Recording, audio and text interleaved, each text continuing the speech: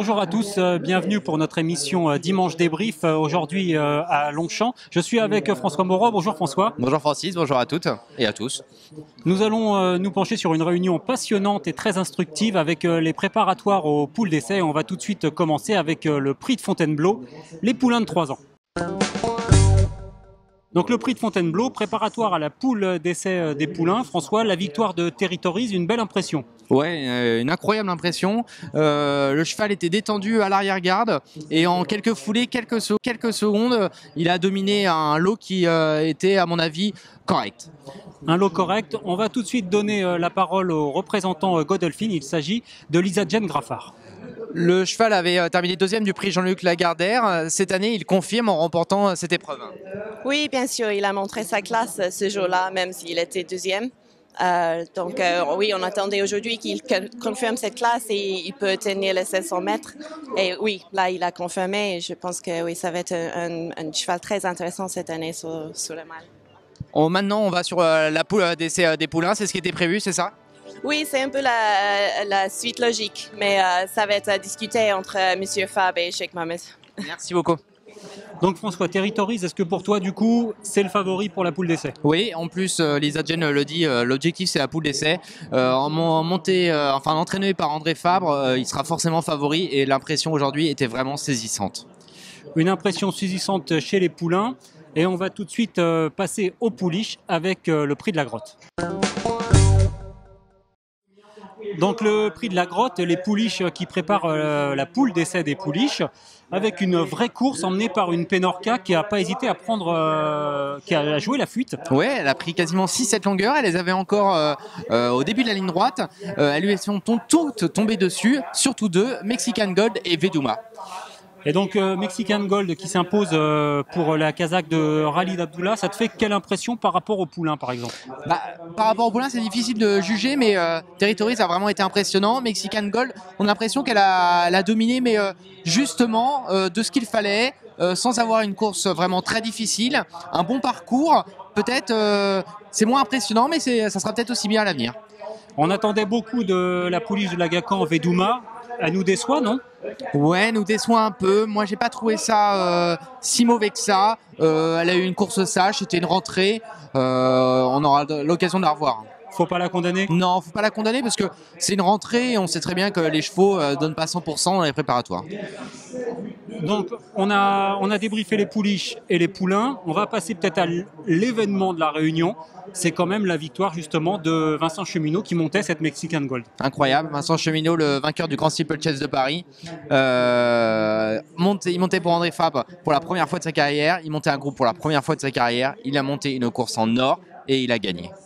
Il a gagné, c'est vraiment la sensation sur l'hippodrome.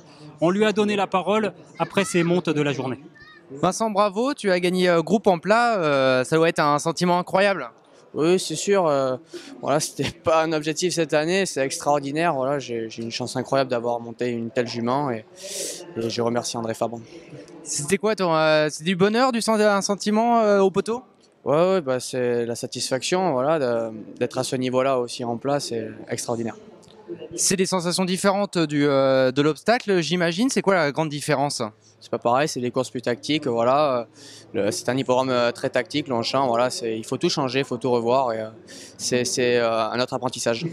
Donc Vincent Cheminot nous a donné ses impressions. Il ne parle que de la course. Dis-moi François, il montait pour André Fabre à Longchamp, il gagne un groupe 3. Quel est son avenir? Lui seul le sait. Son agent aussi, Hervé Nagard. C'est difficile d'avoir des informations. Personnellement, je pense qu'il va aller jusqu'au Grand Steeplechase de Paris. On ne lâche pas une saison d'obstacles comme ça.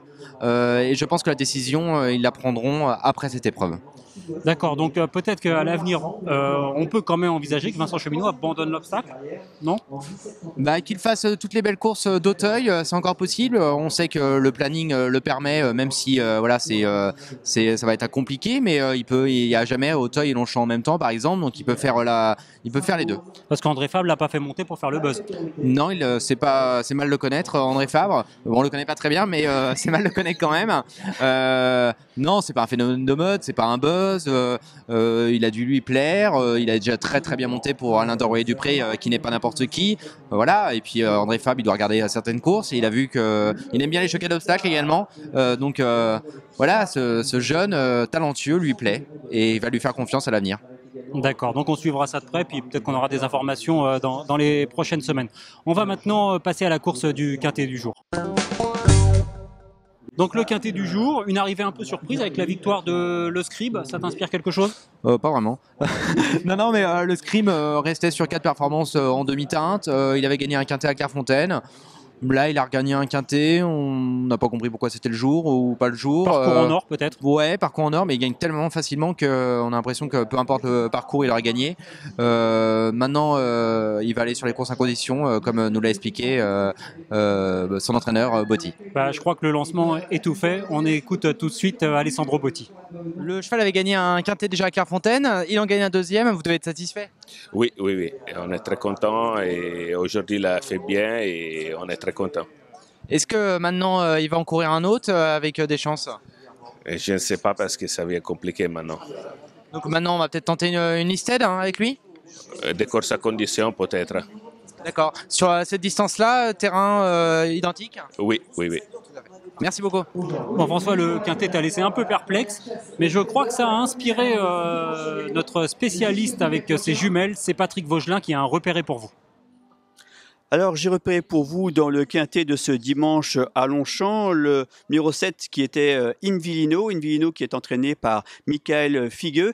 Eh bien, ce concurrent qui s'est retrouvé en dernière position dans le tournant final, eh bien, il a dû patienter assez longtemps dans la ligne droite derrière le favori qui était l'Ardent et malgré tout, il a réussi à se décaler à 200 mètres de l'arrivée et a vraiment fini dans une très plaisante action en 5e position. Donc, c'est un cheval qu'il va falloir suivre dans cette catégorie et je pense qu'il devrait pouvoir enlever son quintet cette année. Donc on retiendra bien Invellino pour les prochaines fois. On va s'intéresser maintenant aux prochaines réunions, à savoir lundi. François, qu'est-ce qu'on flambe ce lundi? Eh bien, Francis, ça sera le Night Call dans la deuxième course à Maison Lafitte, le numéro 10. Elle a bien gagné à Bordeaux et je pense qu'elle a les moyens de répéter. D'accord. Moi, je vais conseiller un petit cheval aussi, comme tu dis, ce mardi. Ce sera dans la 8e course, le 813 Aden Golf, qui a très bien terminé la dernière fois, qui retrouve visiblement son meilleur niveau. Écoute François, merci beaucoup. Merci Francis. On se retrouve pour notre prochaine émission dimanche prochain, le dimanche débrief. Ce sera à Auteuil avec le prix du président de la République. On va remercier tous ceux qui ont participé à l'émission, Aline Boicaz, Marie-Pauline Garot et Fabrice Archambault. Au revoir à tous. Au revoir.